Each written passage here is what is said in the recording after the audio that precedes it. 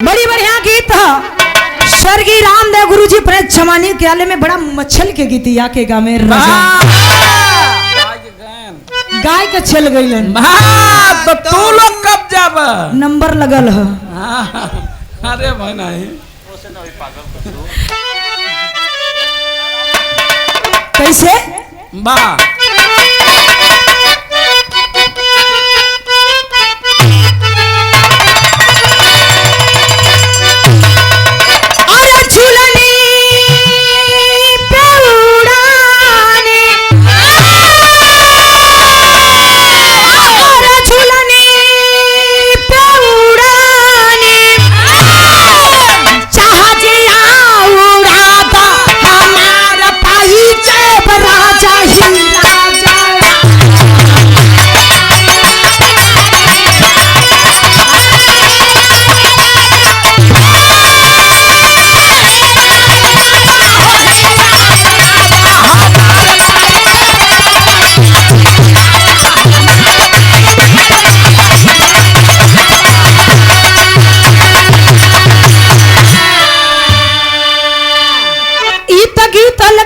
से बढ़िया भाव हो एक लाइन और गुरुजी गावे बड़ा बढ़िया गावे। अरे गगरी ऊपर गगारी अरे गगरी ऊपर गगारी गगरी ऊपर गगरी एक दिन रगरी चलबा हो एक दिन रगरी चलबा ना चाहिया यही बाहर गगरी एक दिन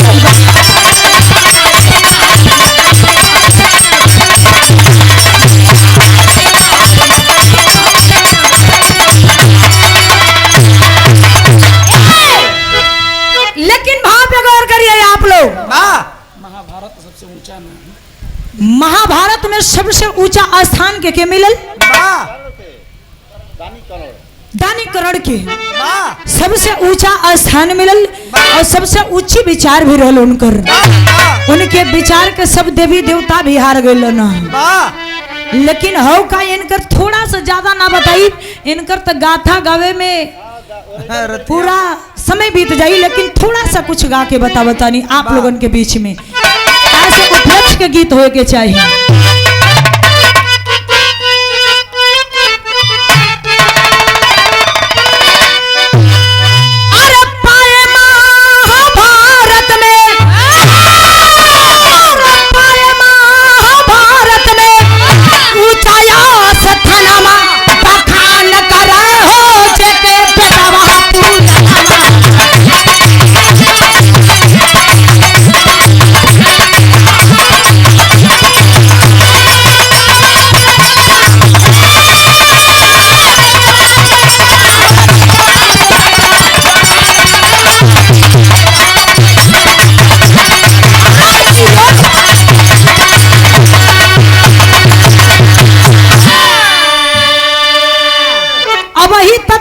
बात हो गई हम कली के देखा कुछ बदल के होए के चाहिए तत्काल का मंच की तैयारी है तुरंता का भी लिखना यही तो है रजा। लेकिन अगली लाइन कहल मास्टर एक एक लाइन हमारे गुरुजी एक एक लाख की बात लिखे हैं हमारे गुरु की कलम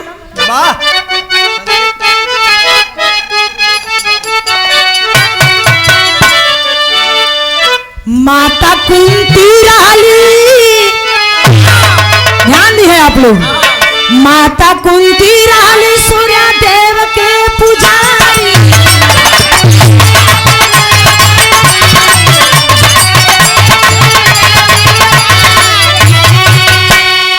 अरे माता कुंती रहली सूर्य देव के पुजारी और एक दिन मगन हो के सूर्य को पुकारी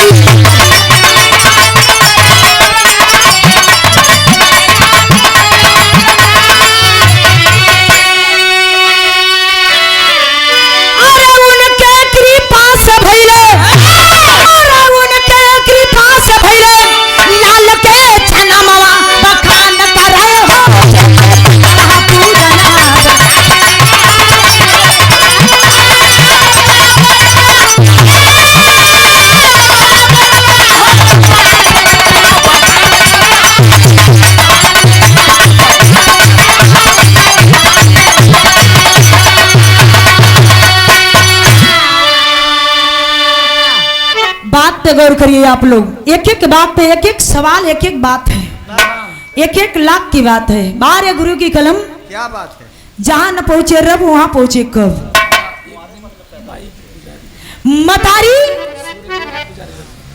मतारी सूर्य देव का पुजारी रहे।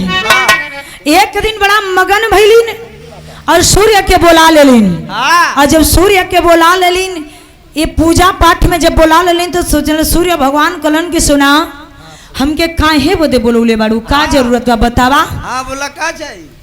तो कलन की हे प्रभु हमरा के कुछ चाहिए ना, सब कुछ हमरे पास है, कौन चीज की कमी है। तो कलन के जब बोलाई ले ले बाड़ू तो कुछ ले ला। परेशान हो गए, देत काम मालिक कैसे।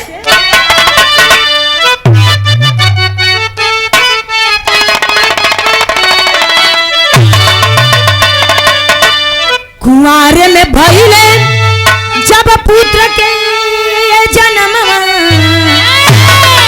देखिए अरे कुंवारे में भइले जब पुत्र के जन्म, माई सोचे कि बड़ा होई आप मनवा।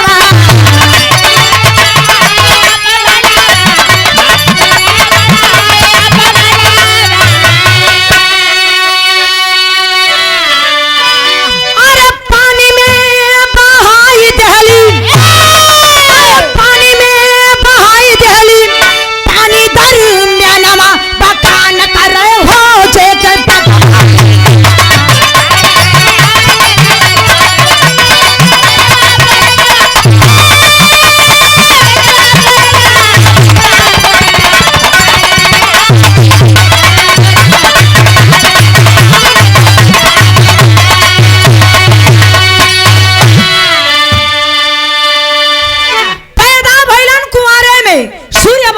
आशीर्वाद से कुंवारे में पैदा भइलन। बात पे आप लोग गौर करिए, मतारी के कुंवारेपन में जब पैदा भइलन, कर्णदानी जब कुंवारेपन में पैदा भइलन तो लोक लाज, दुनिया के लाज बचावे बदे, माई बाबू को सम्मान बचावे बदे पेटी में रख के उनके पानी में बहा देलिन। गंगा जी में जब बहुले बड़ी ने तब भइल का मास्टर अगले लाइन।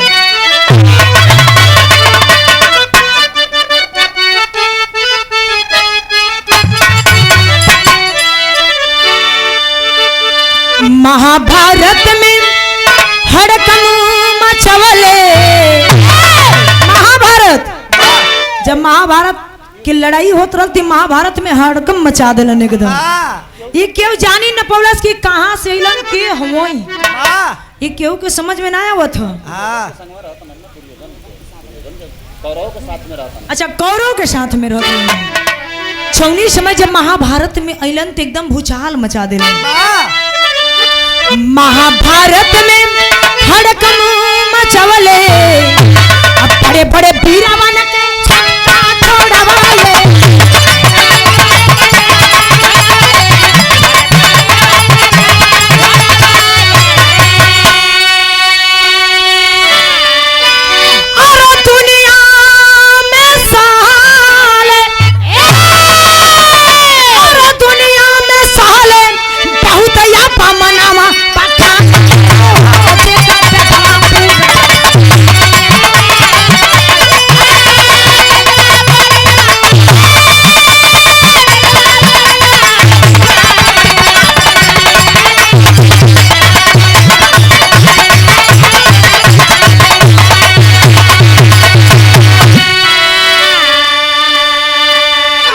आप लोग हमन तक गवैया बनी, हमहन से ज्यादा नॉलेज आप लोगन के पास है, जो कि हमहन गाइला लोग। आप लोग एक एक शब्द ही जो कि विराम मंच आज का ना, ये विराम मंच इतिहासी मंच है। बड़े बड़े धुरंधर, बड़े बड़े नामी कलाकार यहाँ विराम मंच पे अइलन, गा गा के चल गइलन। आज हमन के गुरु जी के सामने हमन के आज नंबर लगल है। लेकिन बात पे गौर करिए आप लोग, कुंती का पहला पुत्र महाभारत का लड़ाई जब चालू भइल तो एकदम महाभारत की लड़ाई में भूचाल लिया दिलन। अब बड़े बड़े वीरन का दम छक्का छूट जाए कि अरे कौरव पांडव में इतना बड़ा वीर, हाँ लेकिन दुनिया में इतनी मान अपमान सहलन कब, जब लोग बिना बाप बिना मई के लोग बुलावे लगलन कि एकरे न मई का पता बा न बाप का पता बा, केकर लइका ह, कहाँ से आइल बा। ए बाबू, सबसे बड़ा ग्रह इहे होला हो। जब मई बाप का जब ना बा कहाँ कोनो पता ना चलेला तो लोग ताना मारेलन ती करेजा के छीर जाला। लेकिन नाम इनकर दानी कैसे पड़ल, कैसे?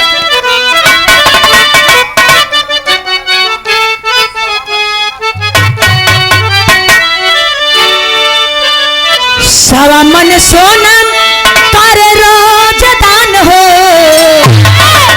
सवा मन उनकर पर्दे के दानी मतलब दान उनकरत करलन। सवा मन सोना पर्दे दान करें।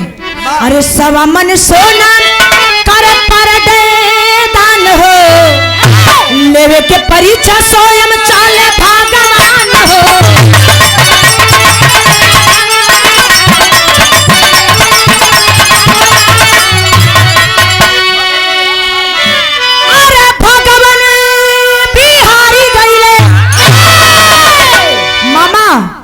भगवान भक्त के आगे गुरुजी बतौलन है, भगवान भी झुक जाते हैं। भगत के आगे भगवान भी, भगत के वश में है भगवान। भगत बिना कोई काम नहीं है। अरे भगवान भी झुकी गईले, अरे भगवान भी झुक गईले, तानी के समानवा बखान करो।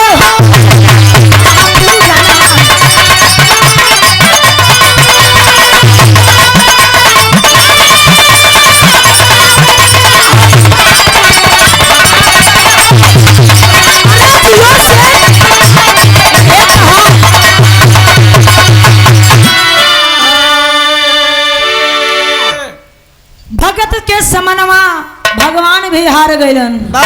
वो दानी इतना बड़ा दानी रहन कि एक दिन स्वयं भगवान परीक्षा लेवे आ गइलन कि बाप रे बाप, पूरा सोहरस मचा देलन कि अरे इतना बड़ा दानी, आखिर वो दानी हो के?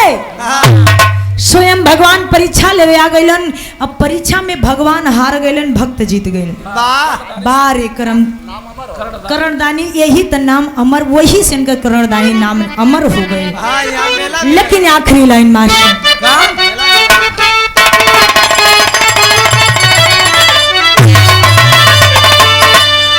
अरे बिहारी गणेश रामलाल के प्रीत से, प्यारे लाल प्यार पवले चंद्रिका के गीत से।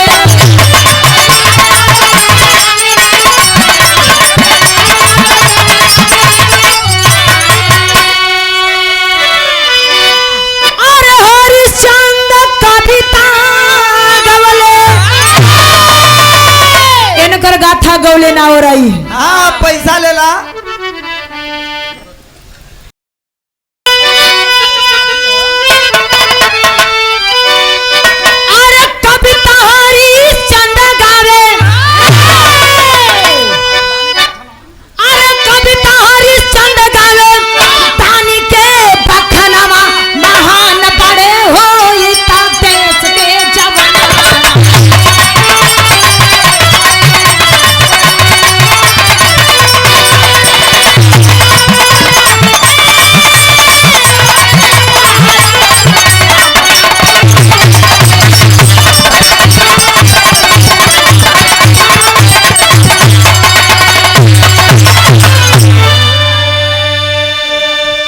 गौला बजौला में बोला बतियोला में त्रुटि भेल क्षमा प्रार्थना।